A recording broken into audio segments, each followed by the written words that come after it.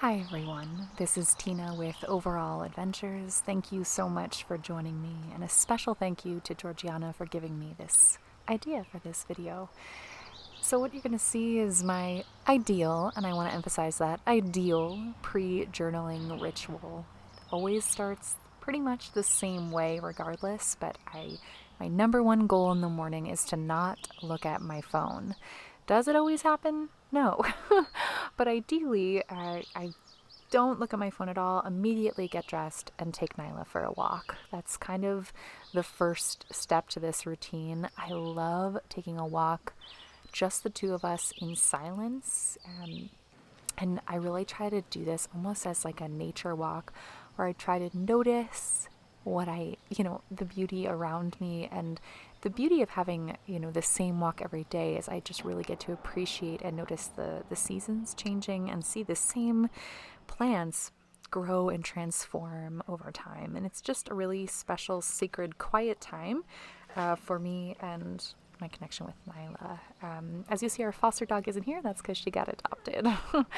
But anyways, this is a key part of the ritual for me, is just waking up and just being out in nature first things first, and getting kind of grounded in that way. Like I said, I want to emphasize this is an ideal morning. Doesn't always happen this way, but my family is back in town, so it's harder to get the quiet and the peace that I typically get. But I want to show you, because this is always what I strive for, is this kind of morning.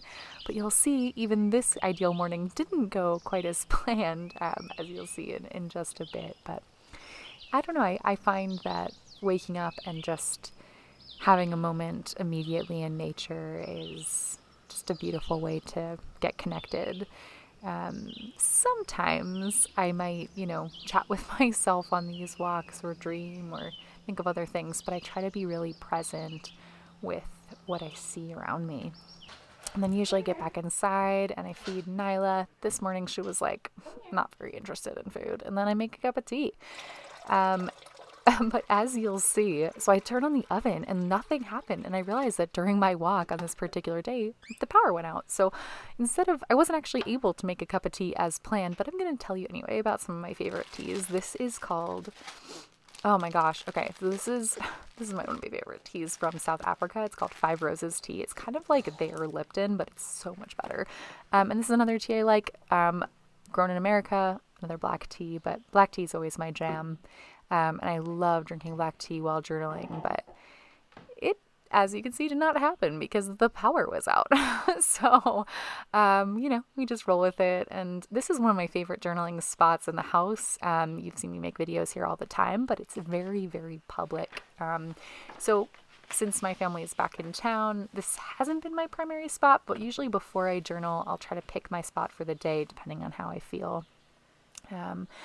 And yeah, just kind of get a sense of what I'm looking for. This is obviously beautiful to sit outside and journal, is definitely ideal, but considering that I live in the north, it doesn't always happen.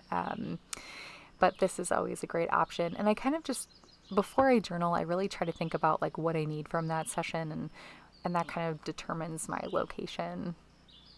And then the last spot that I like to retreat to is this little office upstairs. It's kind of like a loft this is a ski house, so technically it's, meant for like lots of kids to stay up in, but I've changed it into my little office, so sometimes I enjoy just sitting on the floor and feeling really grounded. And one thing I want to emphasize before I start journaling, I just try super hard not to think about what I want to write. I just allow myself to just explore. So I like to journal first thing in the morning because my mind is almost more clear in a sense, and I'm able to tap into that kind of stream of conscious writing. Is my personal favorite. So I try not to overthink it. I just write whatever needs to come out and try to do that without any kind of judgment whatsoever. Sometimes I'll do like a little meditation before this, or I'll just even take a deep breath and try to clear my mind with the goal of just allowing what needs to come forth, and allowing that to be enough. So I hope you enjoyed this brief ideal but not so ideal morning routine for my journal. So thank you so much for being here, and I look forward to talking to you soon. Peace.